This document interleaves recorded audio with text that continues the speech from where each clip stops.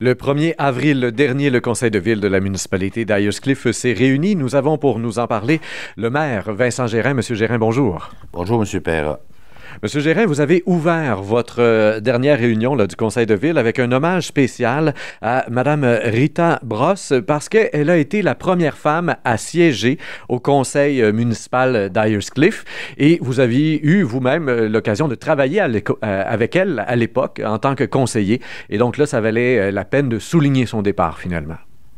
Alors, Mme Brosse a effectivement été élue pour la première fois en 1987 et pour ensuite siéger pour 3 autres termes. À cette époque-là, il y avait certains termes qui duraient 2 ans, mais peu importe, il y avait des termes de 4 ans aussi. Donc, Mme Brosse a siégé pour 4 termes en tout. Je crois qu'elle s'est retirée en 2000. Ceci étant dit, Mme Brosse, effectivement, a été la première femme élue conseillère municipale. Alors, si on pense qu'il y a plus de 30 ans, il y avait peu de femmes impliquées en politique municipale, ça prenait des femmes audacieuses, déterminées, ce que Mme Brosse était. Alors, on trouvait important de lui rendre hommage dès l'ouverture de l'Assemblée du 1er avril, puisqu'elle était décédée quelques jours avant. Et donc, une dame aussi qui était bien connue, bien réseautée, j'imagine, là, ici dans la municipalité, pour en arriver à une implication politique comme celle-là. Donc, déjà avant, j'imagine, bien connue, et après, toujours impliquée ou...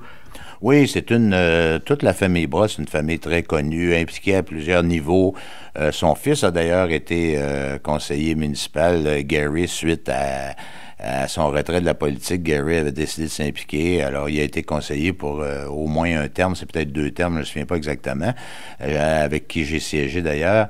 Et puis, les autres membres de la famille, tant immédiates qu'élargies, ont eu beaucoup d'implications dans la municipalité à toutes sortes de fonctions, non seulement à la fonction municipale, au service des incendies, entre autres, mais aussi dans les activités sociales, très impliqué à la Légion canadienne.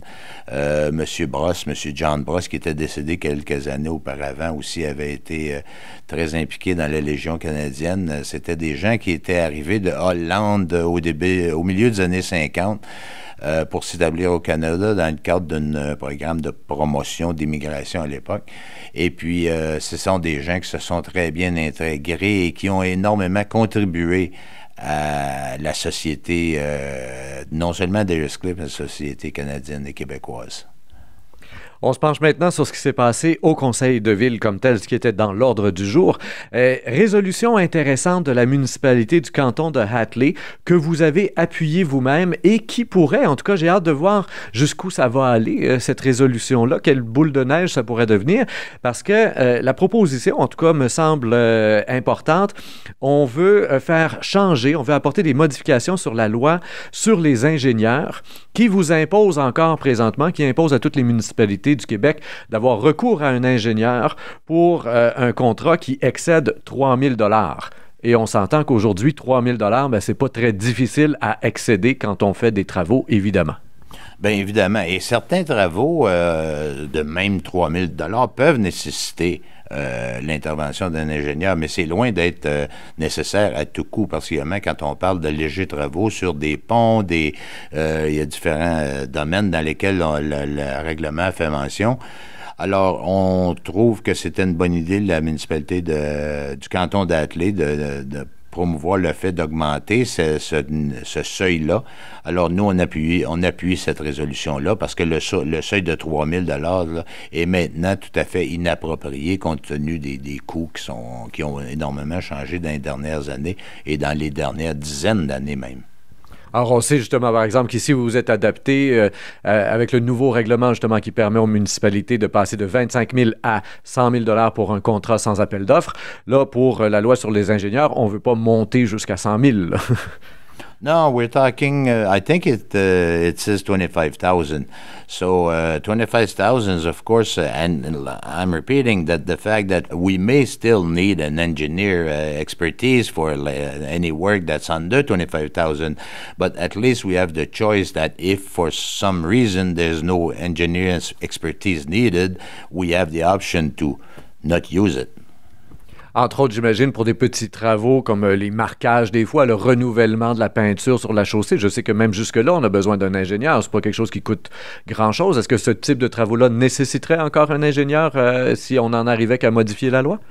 Ben, je ne sais pas, M. Perra, si votre exemple est pertinent là, quant au marquage, mais en tout cas, de toute façon, il y a des travaux, par exemple, de mise à niveau de certaines rues ou de routes qui peuvent être des légers travaux d'à peu près 5 000 où on n'a absolument pas besoin de services d'ingénierie, là. Atelier de mobilisation et de sensibilisation pour les commerçants. Donc, on veut se préparer à l'été, on veut dynamiser tout ça et la Ville donne son appui finalement là, à ce qui se prépare ici pour une journée de formation spéciale. Merchant Association in Aylescliffe, they work on their own, but once in a while they ask support from the municipality to help them to organize some activities or to fund them in some, partly in some activities.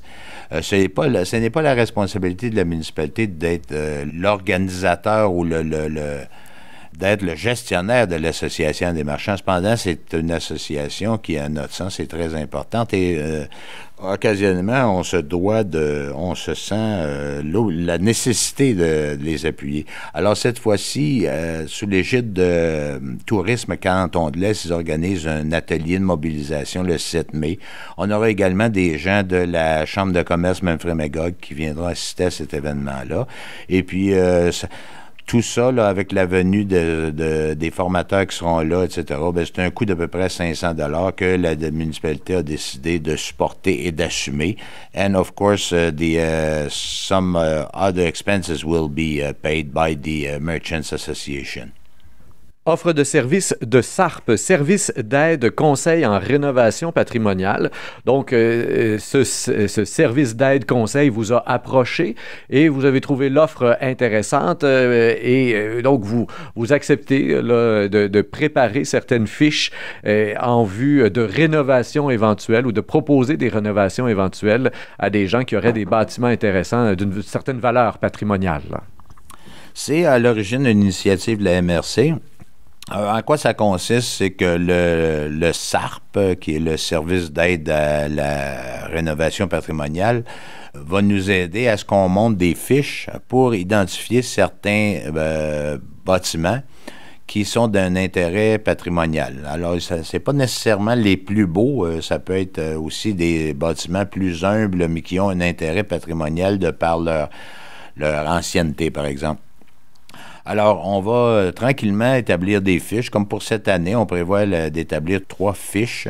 Ça coûte à la municipalité 200 $ par fiche, là, les faire monter. Et quand on aura ces fiches-là, bien, on encouragera les gens, s'ils sont intéressés, à faire des rénovations. Et le SARP va les aider à monter un dossier.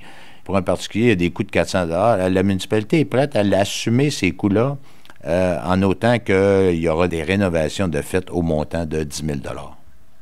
Donc, ça prend un minimum de 10 000 $ de travaux de faits et réalisés, non pas juste une promesse de travaux à venir pour éventuellement recevoir le remboursement de 400 $.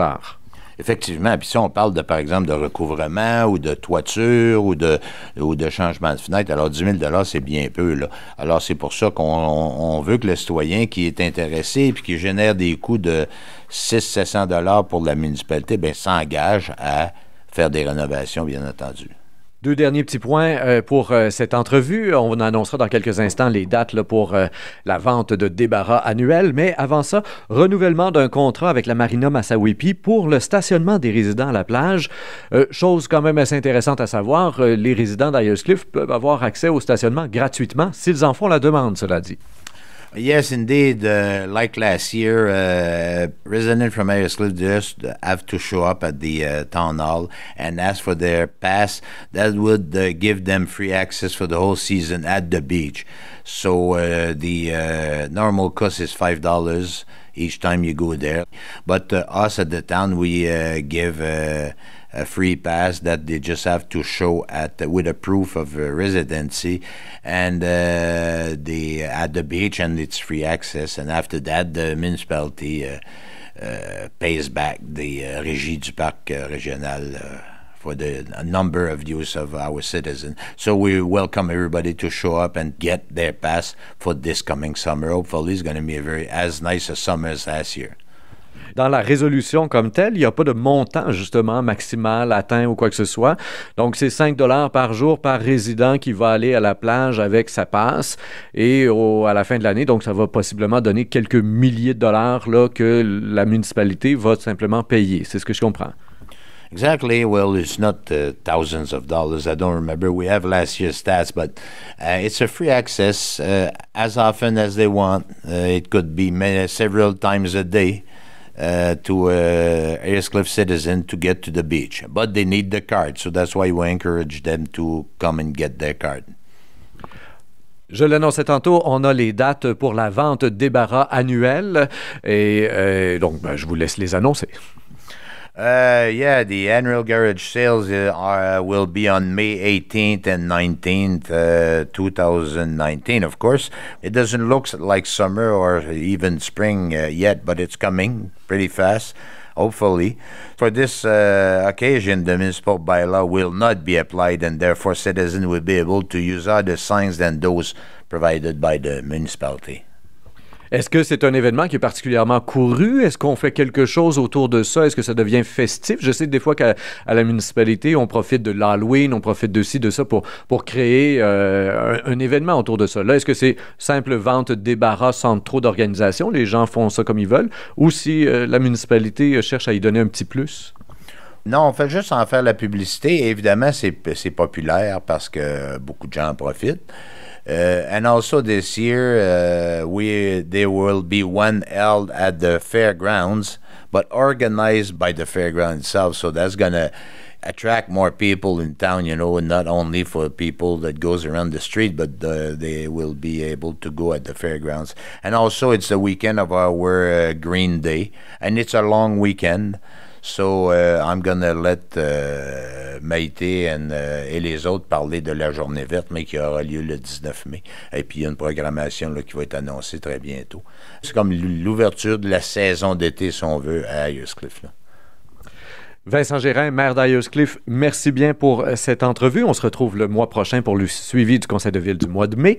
Quant à vous, chers auditeurs, je vous invite à faire circuler l'entrevue en question, comme toujours, sur Facebook, Twitter et autres réseaux sociaux. Au microphone, Rémi Perra.